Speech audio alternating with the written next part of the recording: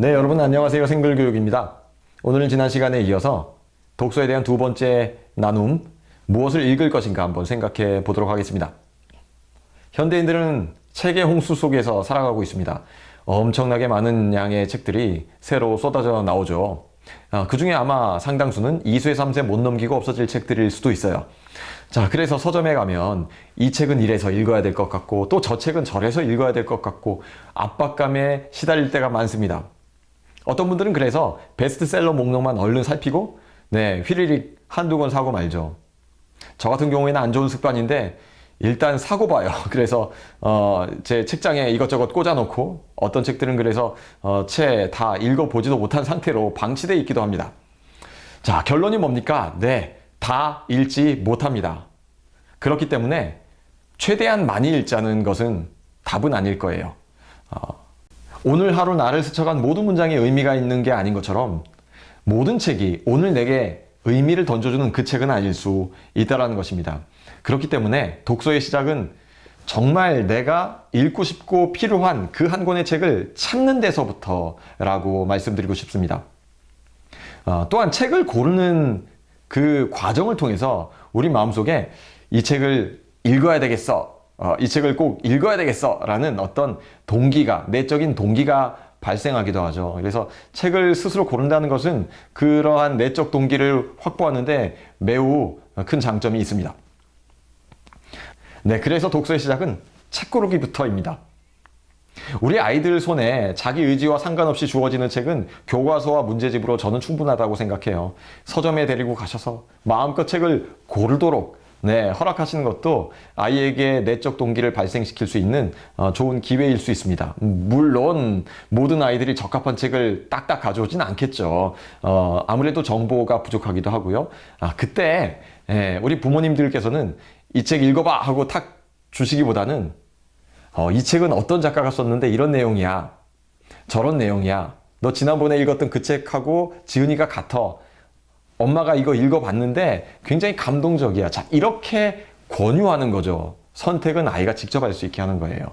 자, 남이 권하는 음식만 먹고 셰프가 되는 사람은 없습니다.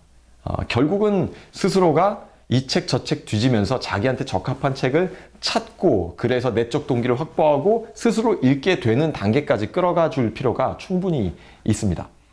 그럼에도 불구하고 외적 동기 또한 존재하죠. 여기서 또 말씀드려야 될 것은 우리 부모님들의 중요성입니다. 저는 독서를 가르치는 사람이지만 아무리 제가 전문적으로 독서를 가르친다고 해도 최고의 독서 지도사는 부모님들이세요. 집에서 진지한 독서를 추구하는 부모님들이 계시다. 그런 부모님을 곁에 두고 있는 아이는 몇 년이고 웹툰에 빠져 있지는 않을 거예요. 분명히 좋은 자극이 될 겁니다. 아이는 닮아가게 되어 있잖아요. 자, 그런 외적 동기 유발에 가장 좋은 분은 부모님들이다 말씀드리고 싶고요. 한 가지 더 있다면 또래 집단이겠죠. 같은 책을 함께 읽을 수 있는 소수의 또래 집단이 있다면 그건 아이에게 굉장히 좋은 자극이 될 수 있어요. 저희 생글교육에서 소수의 또래 집단으로 수업을 전개하는 이유이기도 합니다. 어찌됐건 자신이 골랐건 아니면 누군가의 설득에 의해서 읽게 되었건 중요한 것은 나는 이 책을 왜 읽어야 되는지에 대해 동기를 갖고 시작한다는 것이죠. 책 고르기 하나 더 팁을 드리자면 베스트셀러 목록이나 권장도서 목록에 너무 의존하지 마시라는 부탁을 드리고 싶어요. 베스트셀러 목록에 뭐 좋은 책이 없어서가 아니에요. 분명히 좋은 책들 있습니다. 그럼에도 불구하고 한번 대형 서점 웹사이트에 어린이 청소년용 베스트셀러 목록 한번 살펴보셔요. 그러면 금방 견적이 나옵니다. 별로 그렇게까지 의미가 있지 않을 것 같은 책들이 의외로 높은 순위를 오랫동안 차지하고 있는 경우 상당히 많이 있어요. 그래서 베스트셀러 목록에 저는 별로 의지하지 않는 편입니다. 반대도 가능해요. 저는 직업상 서점에 자주 갑니다. 그래서 이 책 저 책 뒤적거리는 시간이 굉장히 많이 있어요. 그러다가 정말 보석 같은 책을 찾거든요. 너무너무 좋은 거예요. 이 책은 정말 우리 아이들 읽혀야 되겠다. 그래서 한 20권, 30권 주문하려고 전화를 하면 절판된 책들이 의외로 많아요. 베스트셀러 목록에는 진입조차 못했는데 너무 주옥 같은 책들인데 말이죠. 그러니까 그 목록이 절대적이지 않습니다. 그러면 권장도서 목록은 어떨까요? 아무래도 권장도서 목록은 학교나 믿을 만한 기관들에서 나오기 때문에 좀 더 참고할 만한 것 같아요. 저도 많이 참고하고 있어요.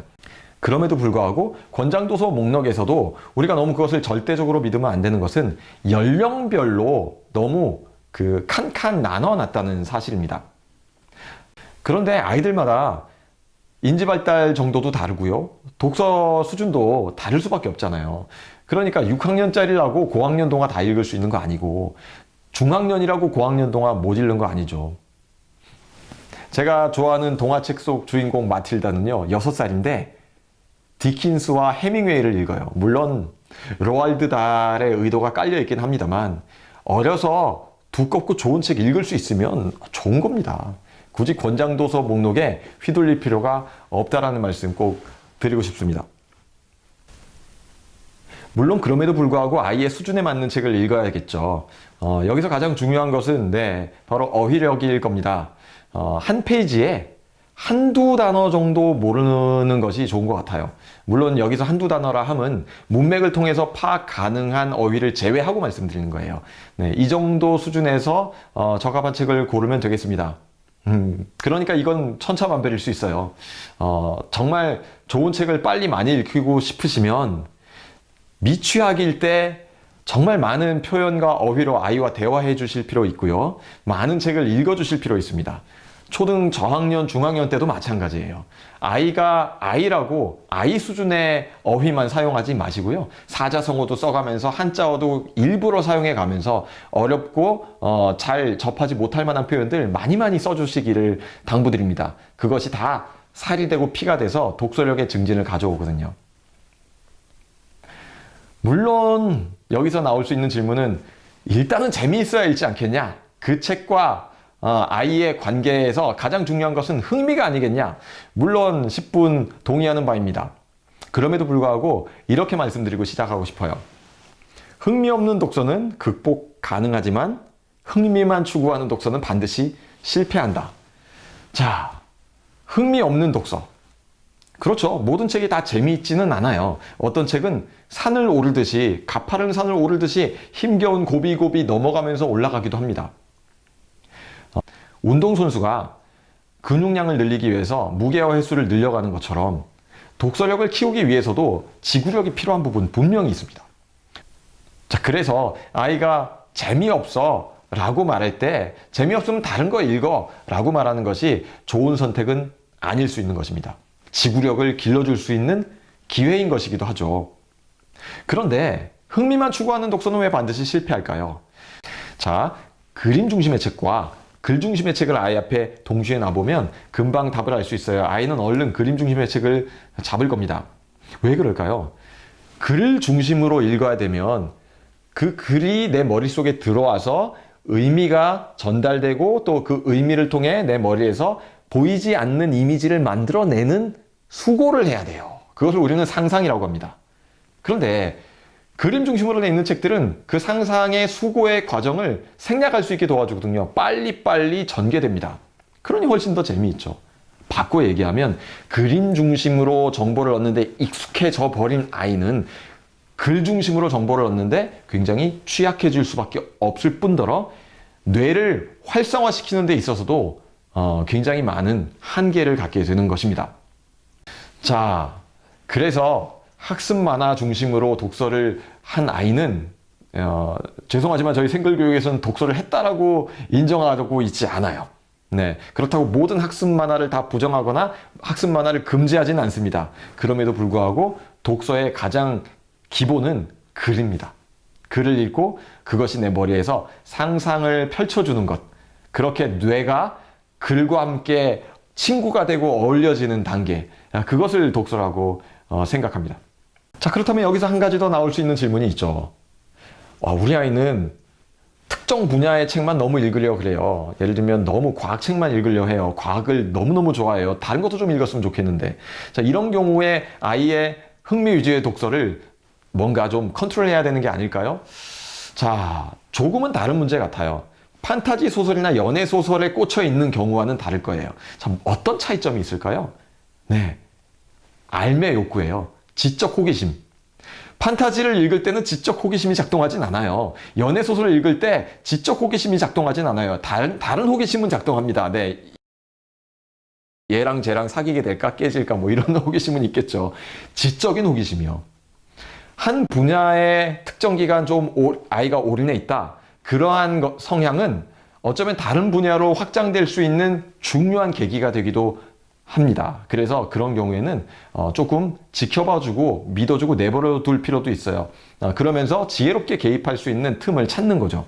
예를 들면 아이가 과학책을 읽으면서 뭐 천동설, 지동설 얘기가 나온 거죠. 그럴 때 자극이 되는 질문 하나 해줄 수 있죠. 야, 분명히 한쪽은 틀린 얘기를 하고 한쪽은 맞는 얘기를 하는데 왜 맞는 얘기를 그 시대는 받아들이지 못했을까? 역사에 흥미를 갖게 하는 자극이 될 수도 있겠네요. 자, 이런 식으로 영역의 확장을 유도해 주는 겁니다. 왜냐하면 지적 호기심이라는 것은 그 바탕은 같은 것이거든요. 그다음에 생글교육에서는 어떤 책을 읽나요?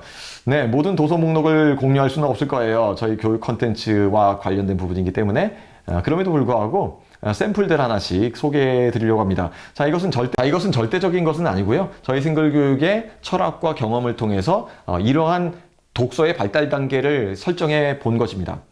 초등학교 1학년, 2학년 때는 조금 감성적인 스토리가 있는 책을 읽는 것을 권장하고 있습니다.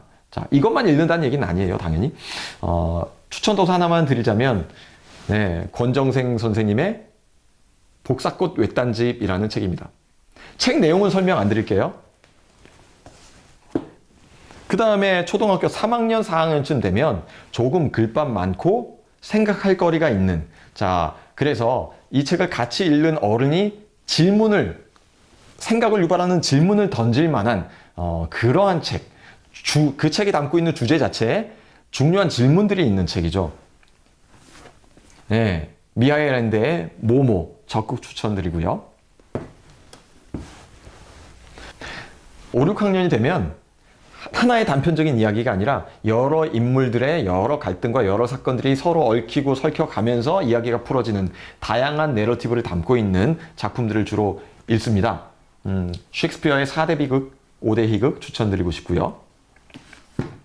네. 이제 중학생이 되면 어린 시절에 읽었던 그런 동화적인 성격이나 너무 또 어떤 이야기 책 중심에서 조금 벗어나서 비문학을 건드려 줄 필요가 있습니다. 저희 학원에서는 네, 사마천의 사기열전을 중1 때 같이 읽고 있고요. 중학교 2학년이 되면요, 조금 지구력이 필요한 독서를 권장합니다. 톨스토이의 안나 까레니나 같은 책을 추천드리고 싶고요.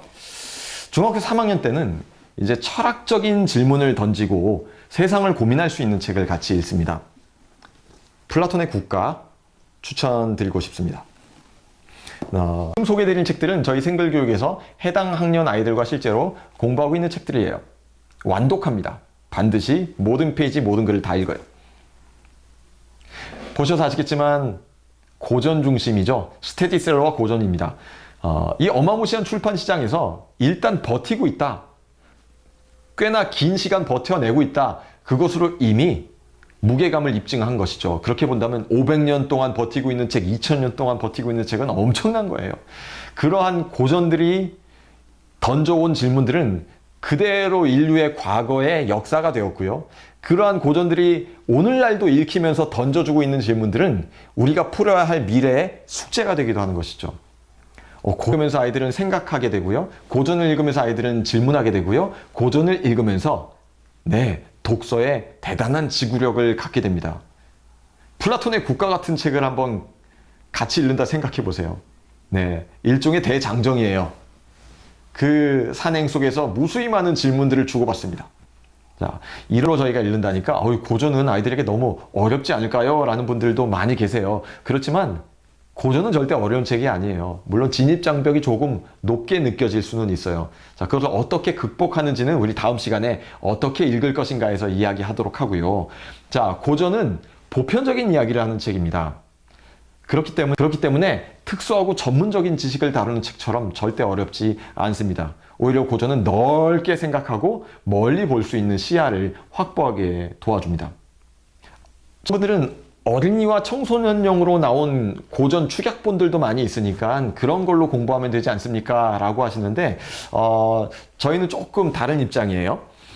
왜냐하면 제가 이런 경우도 봤거든요. 어떤 3학년짜리, 초등학교 3학년짜리 아이였는데 전쟁과 평화를 읽었다는 거예요. 제가 깜짝 놀랐죠. 이야, 마틸다가 나타난 거 아니야? 이랬는데 알고 보니까 50페이지짜리래요. 그래서 야, 50페이지로 전쟁과 평화가 가능한지 아이 앞에서는 제가 그게 전쟁과 평화가 아니야 라고 말하진 않았어요. 그렇지만 의심이 들죠. 거기에 과연 톨스토이의 문장이 있을까 하는 생각입니다. 또 하나 안 좋은 것은 아이가 그렇게 전쟁과 평화의 스토리를 다 알아버렸어요.